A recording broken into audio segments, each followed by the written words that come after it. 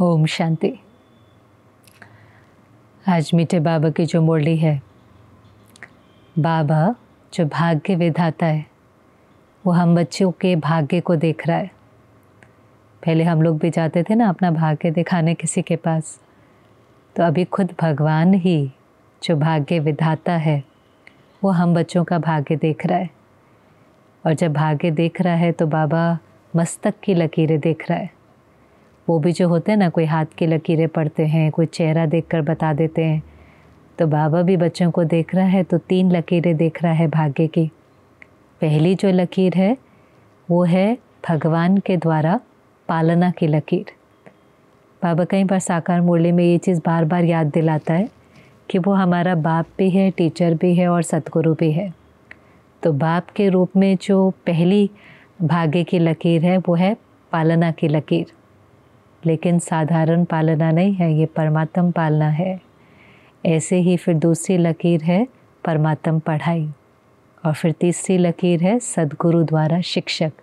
और यही 3 चीज़ें तो चाहिए होती है। बाबा ने कहा कोई भी हो दुनिया में भी, एक चाहिए होती है पालना, दूसरी शिक्षा और तीसरी श्रीमत। पहले चाहिए होती है पालना, फिर चाहिए होती है एजुकेशन, फिर जीवन कैसे जीना है। जीवन के मार्ग पर समय प्रति समय हमें श्रीमत चाहिए होती है, गाइडेंस चाहिए होती है। इसलिए आप देखिए कई लोग दुनिया में क्या करते हैं, कुछ भी करना होगा ना पहले अपने गुरु से पूछेंगे।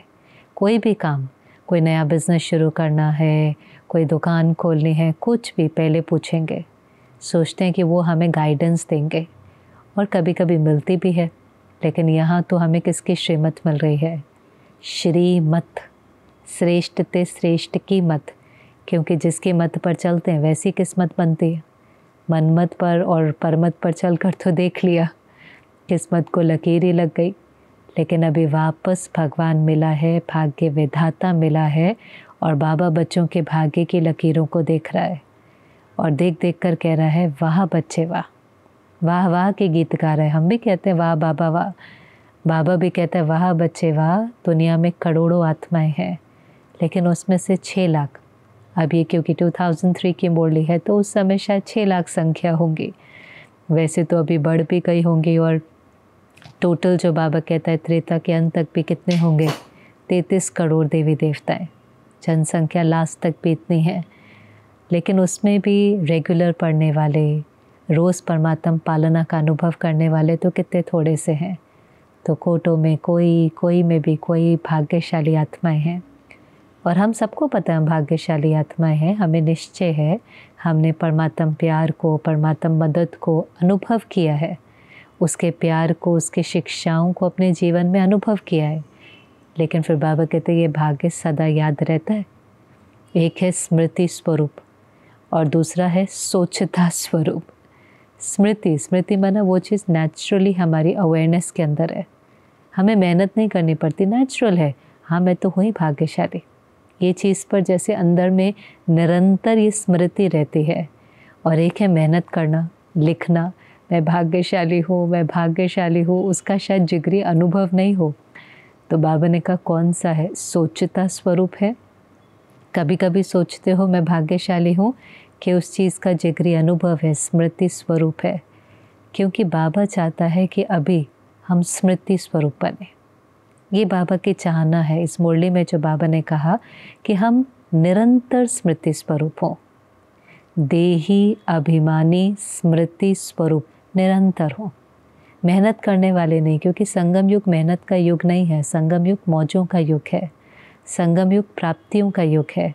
सतयुग में तो देखो है ही जीवन मुक्ति। वहाँ तो कोई बंधन नहीं है, कोई दुख नहीं है, कोई परिस्थिति नहीं है। तो वहाँ नेचुरली सब जीवन मुक्त है। माना जीवन है पर कोई दुख नहीं है, मुक्त है। लिबरेशन इन लाइफ, कोई प्रकार का बंधन, कोई प्रकार का दुख, कोई प्रकार की भोगना नहीं है। लेकिन संगम पर 63 जन्मों का हिसाब किताब सिर पर है, दुख की दुनिया है। बाबा कहता है दुख के पहाड़ गिरेंगे, लेकिन उस सब के बीच में भी हमारे लिए ये डायमंड एज है, हमारे लिए गोल्डन एज से भी ऊपर है। ये मौजों का युग है, अतीन्द्रिय सुख का युग है, भगवान के प्यार को अनुभव करने का युग है, उसके दिल तख्त पर बैठने का युग है, झूले में झूलने का युग है। इसलिए बाबा कहते हैं ये कोई मेहनत का नहीं है। पर क्योंकि बच्चे निरंतर स्मृति स्वरूप नहीं होते, निरंतर देही अभिमानी नहीं होते, निरंतर स्वमान की सीट पर सेट नहीं होते, सबको सम्मान नहीं देते, इसलिए फिर ये वाला युग भी मेहनत का युग बन जाता है। नहीं तो बाबा क्या चाहता है कि अभी हमारी देही अभिमानी स्थिति नेचुरल हो जाए। जैसे देह अभिमान नेचुरल हो गया, बॉडी कॉन्शियस कितना नेचुरल है, हमें कितना भान रहता है, मैं मेल हूँ, फीमेल हूँ, डॉक्टर हूँ, इंजीनियर हूँ, अपने रोल का, अपने अक्वायर्ड लेबल्स का, चाहे वो जेंडर है, रिलीजन है, नेशनैलिटी है, प्रोफेशन है, डेजिग्नेशन है, कहाँ भूलता है। अभी तो चलो थोड़ा थोड़ा हम उससे न्यारे रहते हैं, लेकिन पहले तो वही हमारी आइडेंटिटी थी, उसी को हम स्वमान समझते थे तो वो अभिमान, ईगो था, लेकिन हम समझते उसी को सेल्फ रिस्पेक्ट थे। इतना उसका भान होता है कि कोई किसी हमारे नाम से किसी दूसरे को भी बुलाए तो नेचुरली हम मुड़कर देखते हैं ना, हमें उस चीज़ की कॉन्शियसनेस रहती है। कोई अगर हमारा प्रोफेशन के बारे में बात करता है, हम ज़रूर उसको ध्यान से सुनेंगे, क्योंकि हमें कॉन्शियसनेस होती है कि हम इससे बिलोंग करते हैं, ये हमारा धर्म है, ये हमारा प्रोफेशन है। यहाँ तक कि कई बार तो रिटायर होने के बाद भी हम उस लेबल को जाने नहीं देते। हम कई बार कहते हैं हाँ अभी हम रिटायर्ड हैं, लेकिन पहले हम ये थे। उससे इतना ज़्यादा हम आइडेंटिफाई करते हैं। कभी कभी तो बाद में भी विजिटिंग कार्ड के ऊपर छोटा सा एक्स लिखेंगे, बड़ा सा टाइटल, छोटा सा एक्स लिखेंगे, क्योंकि उसकी कॉन्शियसनेस बहुत डीप है, वो हमारी आइडेंटिटी है। हमें लगता है लोग उसी से हमें रिस्पेक्ट करते हैं, वही हमारी पहचान है। तो देहभान कितना नेचुरल हो जाता है। और देहभान में फिर बहुत सारे लेबल्स आ गए ना, एक नहीं है, बहुत सारे। तो बहुत नेचुरल, उसकी कॉन्शियसनेस नेचुरल है। ऐसे ही बाबा ने कहा अभी देही अभिमानी स्थिति, सोल कॉन्शियसनेस, आत्माभिमानी स्थिति भी इतनी नेचुरल हो जाए, नेचर बन जाए। जैसे कोई छोटा बच्चा होता है, फिर वो बड़ा होता है, तो उसको हम समझाना शुरू करते हैं, आपका नाम ये है, ये आपकी मम्मी है, ये आपका पापा है, ये चेयर है, ये टेबल है। धीरे धीरे उसको सिखाते हैं। ऐसे ही बाबा ने कहा जब आपका जन्म हुआ, ब्राह्मण जन्म हुआ, मर जीवा जन्म हुआ, पुरानी दुनिया से मर गए, तो बाबा ने भी पहला पहला पाठ कौन सा सिखाया कि आप ये शरीर नहीं हो, आत्मा हो। फिर कौन सी आत्मा हो, वो तो बहुत सारे टाइटल हैं।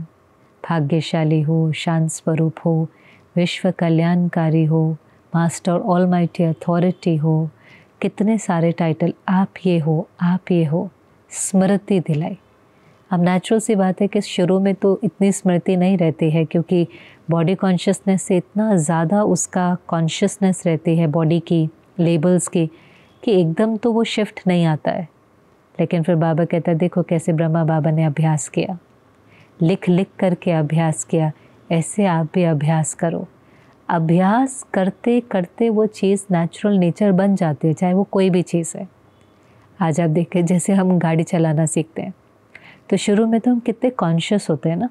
कोई हमारे से बात भी करता है, हम कहते बात नहीं करो। कोई गाना चलाता है, हम कहते गाना नहीं चलाओ। हम बहुत कॉन्शियसली गाड़ी चलाते हैं, क्योंकि अभी हम नए सीख रहे हैं। हम बहुत कॉन्शियस होते हैं, पहला गियर कौन सा है, दूसरा कौन सा है, कब हॉर्न बजाना है, कब इंडिकेटर देना है, सब कुछ। लेकिन थोड़े दिनों के बाद और थोड़े महीने के बाद हम गाड़ी भी चलाते रहते हैं, किसी से बात भी कर लेते हैं, गाना भी सुन लेते हैं, फ़ोन पर भी बात कर लेते हैं, बीच में कुछ खा भी लेते हैं, सब कुछ कर लेते हैं। और सब कुछ करते करते हम गाड़ी भी चला लेते हैं और घर भी पहुंच जाते हैं। पर कभी हमने सोचा कि वो गाड़ी कौन चला रहा था? क्योंकि हम तो अभी कॉन्शियसली नहीं चला रहे थे, पर अब वो हमारी नेचुरल नेचर बन गई है। अब वो हमारा संस्कार हो गया है। हम अपने आप वो जो टर्न होगा, टर्न भी मिस नहीं करेंगे। समझो कोई ऑफिस से घर आ रहा है, वो कुछ कुछ कर रहा है, लेकिन उसको पता है कब टर्न करना है, कब स्लो करना है, कब हॉर्न बजाना है। वो कर रहा है सब कुछ परफेक्टली, लेकिन अब उसके गाड़ी चलाने का संस्कार, उसकी वो जो नेचर है, वो काम कर रही है। ऐसे आप किसी भी चीज़ में देख लो, चाहे वो गाड़ी चलाना है, चाहे वो खाना बनाना है। पहले पहले खाना बनाते हैं तो कितना अटेंशन, क्या डाला मैंने, क्या नहीं डाला मैंने, नमक डाला नहीं डाला। और फिर आपने देखा है जो एक्सपर्ट हो जाते हैं, वो कितना सारा एक साथ 2-4 चीज़ें भी बना लेंगे, किसी को गाइड भी कर देंगे, सब कुछ कर लेते हैं और तो भी बहुत एक्यूरेटली परफेक्ट बना लेते हैं। क्योंकि अभ्यास करते करते, इम्पोर्टेंट वर्ड है प्रैक्टिस करते करते, अभ्यास करते करते वो सेकंड नेचर बन जाती है, नेचुरल नेचर बन जाती है, निरंतर हो जाती है। तो ये बाबा की हमारे से आश है कि अब हम मेहनत करते हुए नहीं दिखाई दे, लेकिन वो हमारी निरंतर नेचुरल नेचर बन जाए, देही अभिमानी स्थिति। और यही स्थिति बाबा ने कहा समय को समीप लाएंगे। हमारी परफेक्ट स्थिति, हमारी ये जो हाईएस्ट स्थिति है, ये समय को समीप लाएंगे और मुक्ति के गेट खोलेंगे। 2-3 मुरलियों से बाबा बार बार कह रहा है, क्योंकि संसार में भी हलचल का पाठ तो चलता ही रहता है। 2003 की मुरली है, उस समय भी वॉर जैसी सिचुएशन थी यूएस और इराक के बीच में। ये मार्च का समय है, लगभग वॉर शुरू हो गई थी। और जब ऐसे कोई वॉर होती है तो बड़ी बात हो जाती है, सारे ही संसार में हलचल हो जाती है। उसमें भी जब ऐसे बड़े बड़े देश इन्वॉल्व होते हैं तो सारा जो माहौल होता है वो हलचल का, अशांति का, दर्द का होता है। तो बाबा कहते हैं कब तक? आप जब मेहनत करेंगे तो समय समीप आएगा, समाप्ति होंगी, मुक्ति के गेट खोलेंगे। आपको रहम नहीं आता, कैसे वो आपको जिगर से याद करते हैं, मुक्तिदाता आकर हमें मुक्त करो, लिबरेट करो।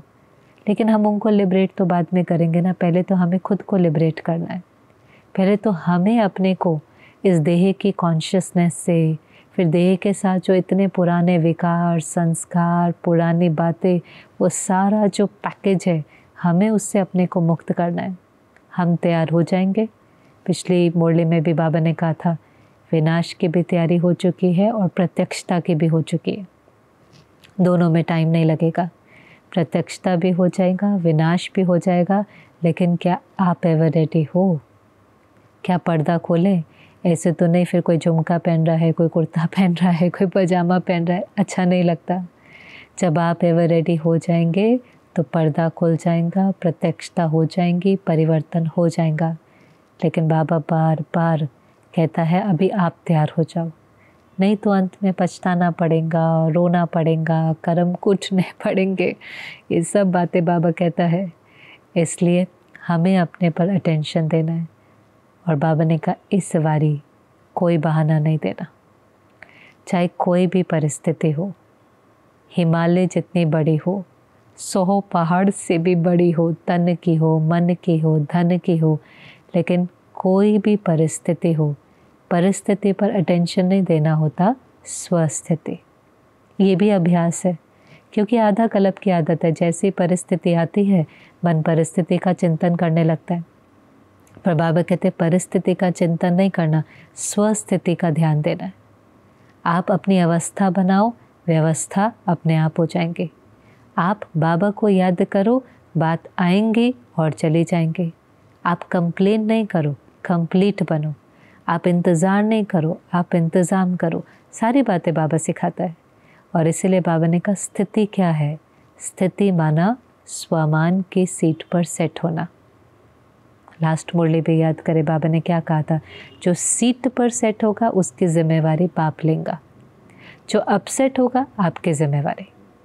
वरना हमें जिम्मेवारी स्थिति की लेनी है, बाकी बाबा मदद करेगा, टच करेगा, प्रकृति भी सहयोग देंगे, अन्य आत्माएं भी सहयोग देंगी, समय पर सहयोग मिलेगा अगर आप स्थिति का ध्यान देंगे।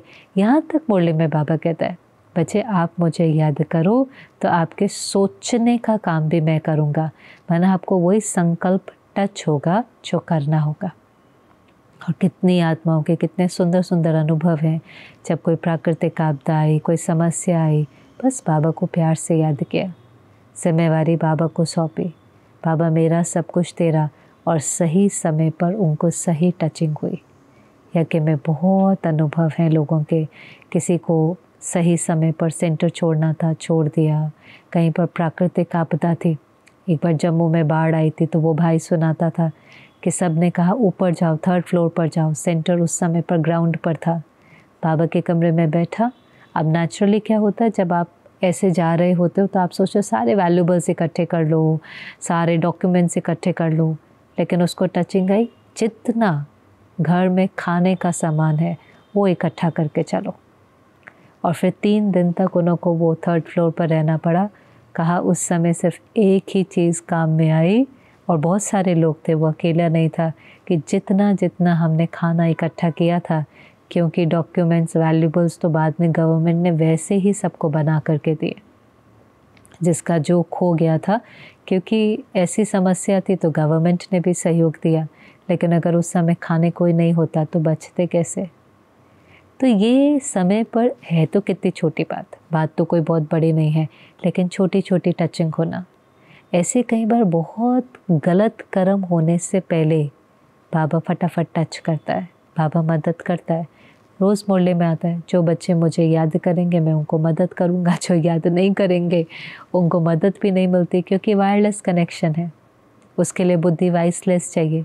बुद्धि में व्यर्थ होगा, बुद्धि में परिस्थिति होगी, बुद्धि में हलचल होगी, तो कैसे बाबा की मदद लेंगे। बाबा कोई फिजिकल रूप में तो नहीं है, उसका हाथ और साथ हमारे साथ है, पर उसका हाथ और साथ क्या है? श्रीमत और शक्ति। श्रीमत और शक्ति तो है, और दोनों को लेने के लिए पुरानी दुनिया से किनारा करके जब मन बुद्धि से बाबा से जुड़ेंगे तो ही तो वो दोनों चीज़ों को हम कैच कर पाएंगे।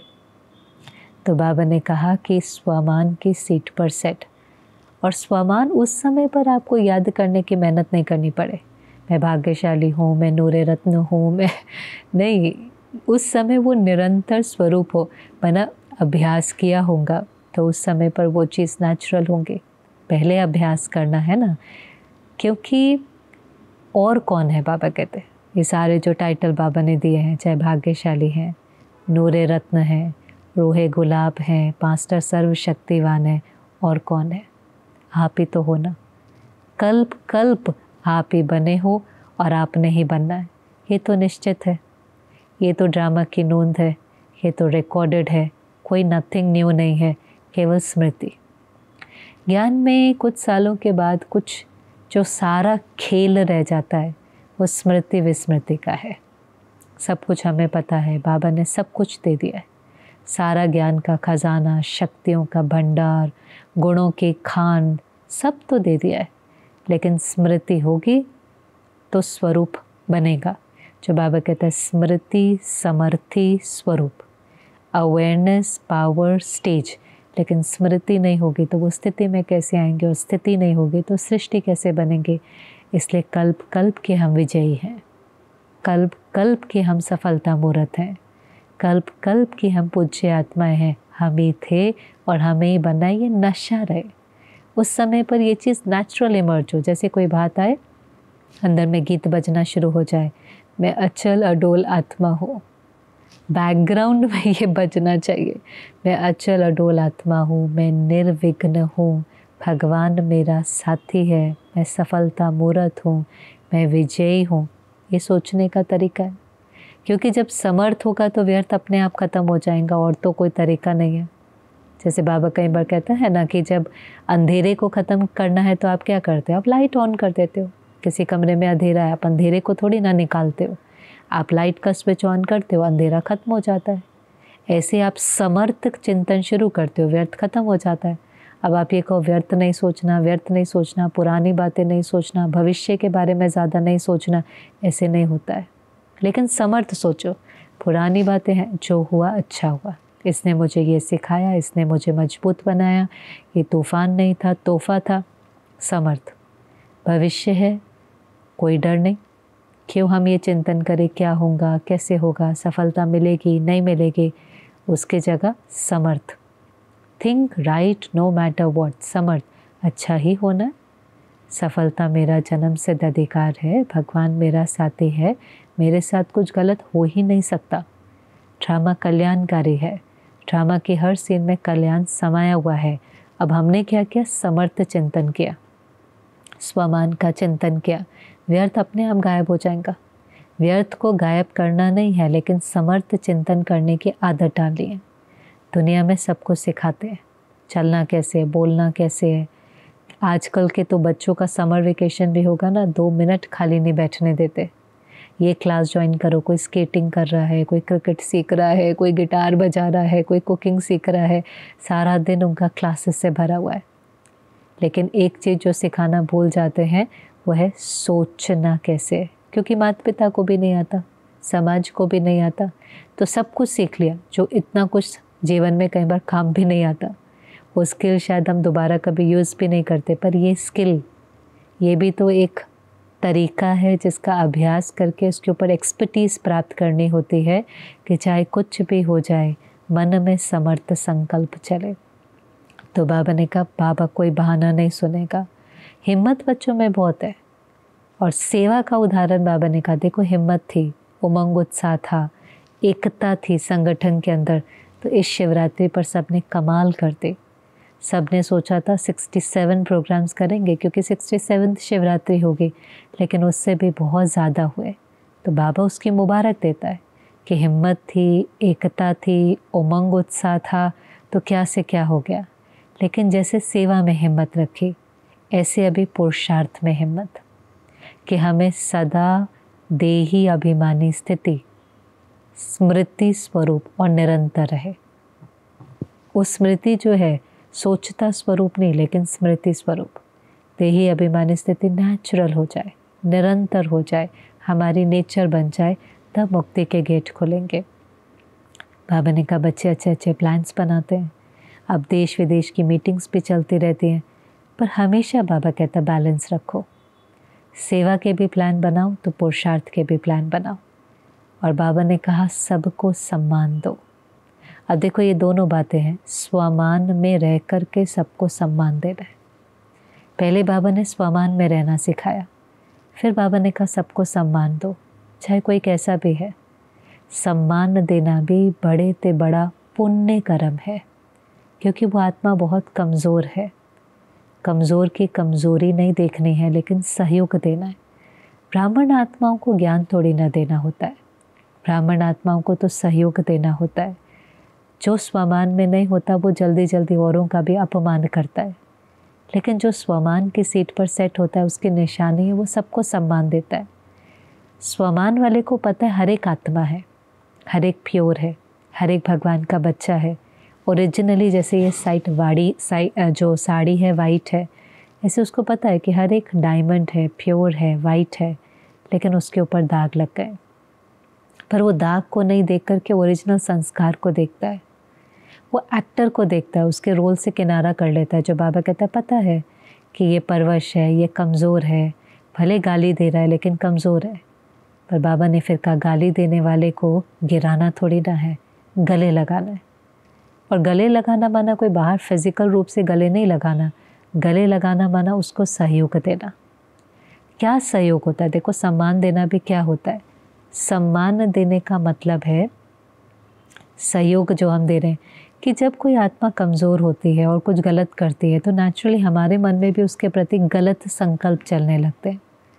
सम्मान देने का मतलब होता है कि हम उस आत्मा के बारे में अच्छा सोचें। ये बड़े से बड़ा सहयोग है। कोई हमारे साथ अच्छा नहीं है लेकिन तो भी हमारी दृष्टि और वृत्ति उसके प्रति श्रेष्ठ हो। आज तक हमें लगता था सम्मान देना क्या होता है, जिसने जो बोला अगर हमने किया माना हमने उनको रिस्पेक्ट किया, यही हमारी डेफिनेशन थी। पर ज़रूरी नहीं है। आज कितने लोग होते हैं, घर में कोई सर्वेंट है, कोई ऑफिसर्स में लोग होते हैं, वो सब कुछ हमारे अनुसार करते हैं क्योंकि वो हमारे सबऑर्डिनेट्स हैं, वो हमारे अनुसार करते हैं।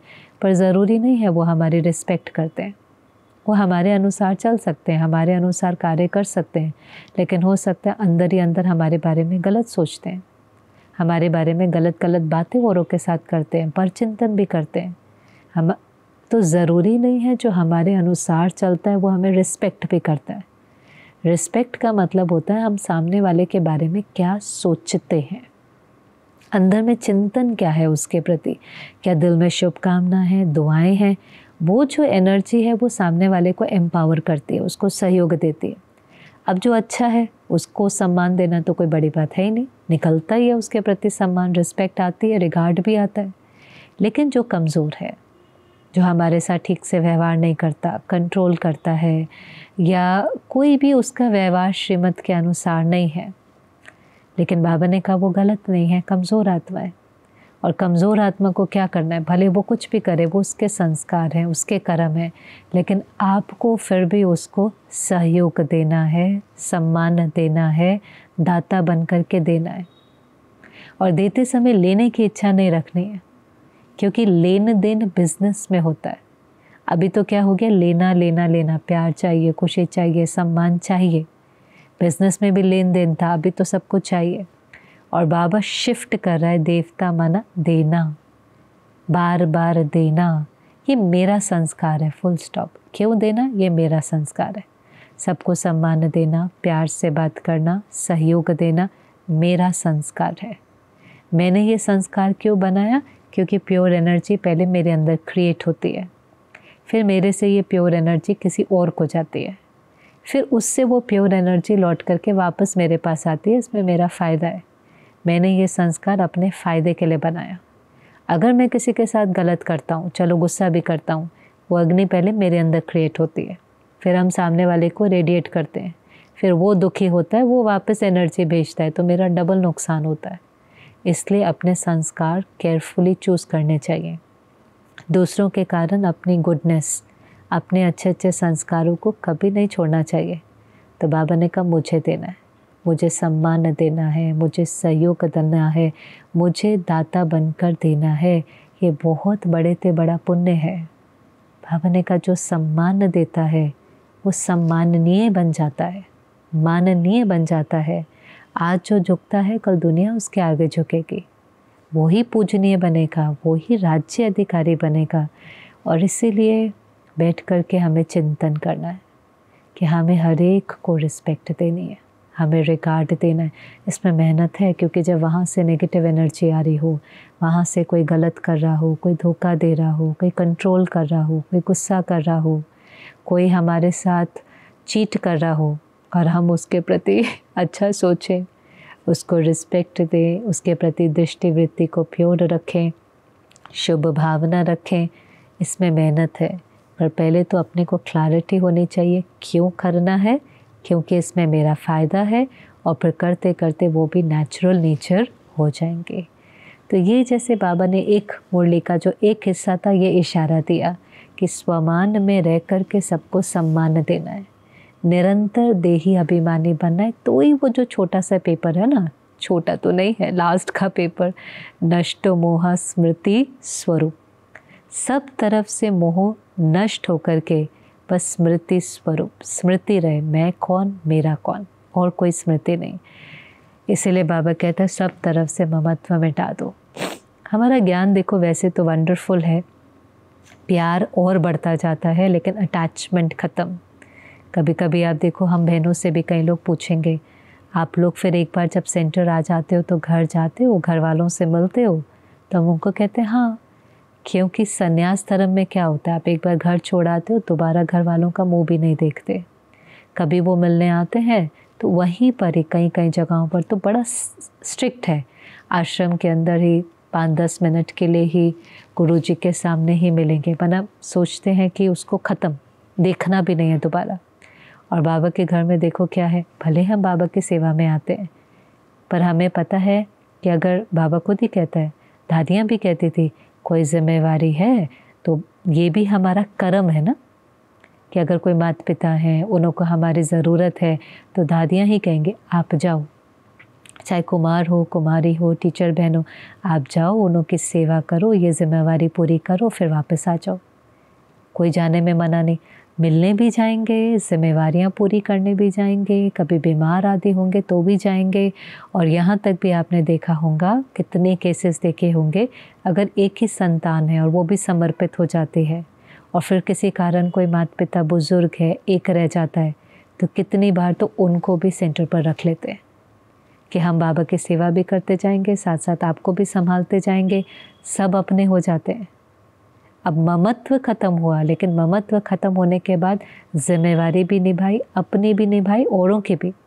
कितनी बार जो बाकी होते हैं सेंटर पर, चलो किसी एक की माता रह रही है, पर बाकी सब भी तो उसकी सेवा करते हैं, तो वो तो कोई उन्हों की कोई ब्लड नहीं, रिलेशनशिप नहीं है, लेकिन फिर भी बहुत प्यार से, बहुत दिल से, बहुत रिगार्ड से सेवा करेंगे। तो इसको कहते हैं नष्टो मोह, माना अटैचमेंट नहीं है, लेकिन सारा विश्व अपना है, सबके साथ प्यार है, बुद्धि का लंगर उठा हुआ है।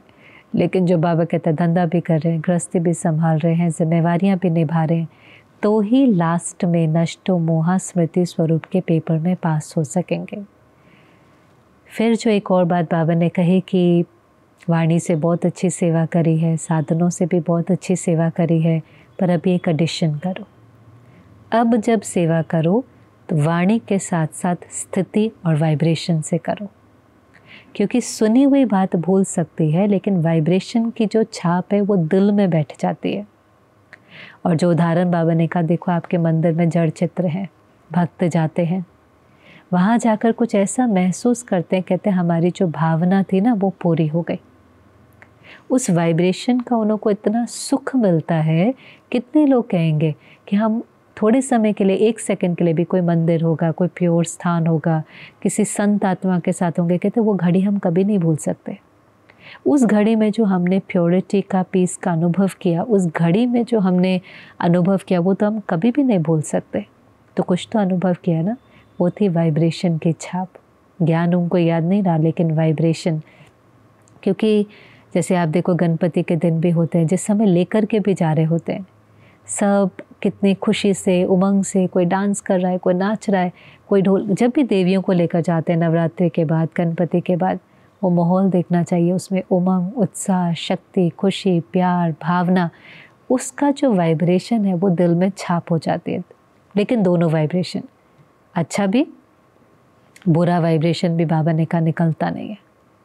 इसीलिए तो हम कई बार कहते हैं ना, मैं कितना भी उस बात को भुलाने की कोशिश करता हूँ, भूल ही नहीं पाता, फिर याद आ जाती है।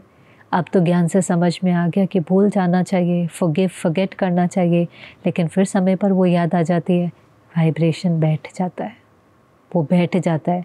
और वो भगवान के प्यार के बिना तो जा भी नहीं सकता।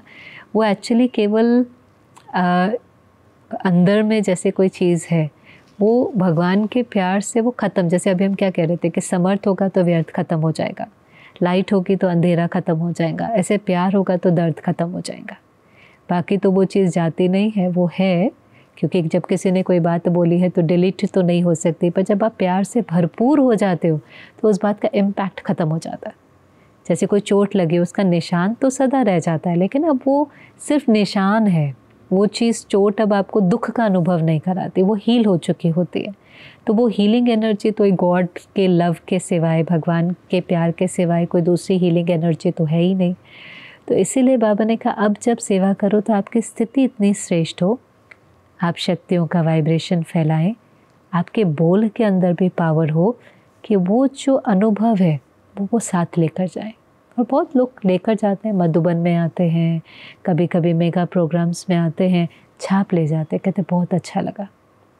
मधुबन कहेंगे जन्नत जैसा था, स्वर्ग जैसा था, अलग ही शांति थी, मन शांत हो गया।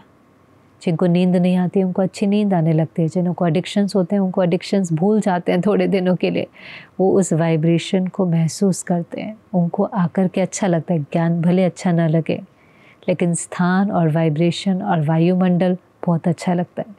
तो बाबा ने कहा वाणी से, स्थिति से और वाइब्रेशन से सेवा करो, क्योंकि अभी आत्माएं चिल्ला रही हैं। फिर बाबा ने ड्रिल कराई।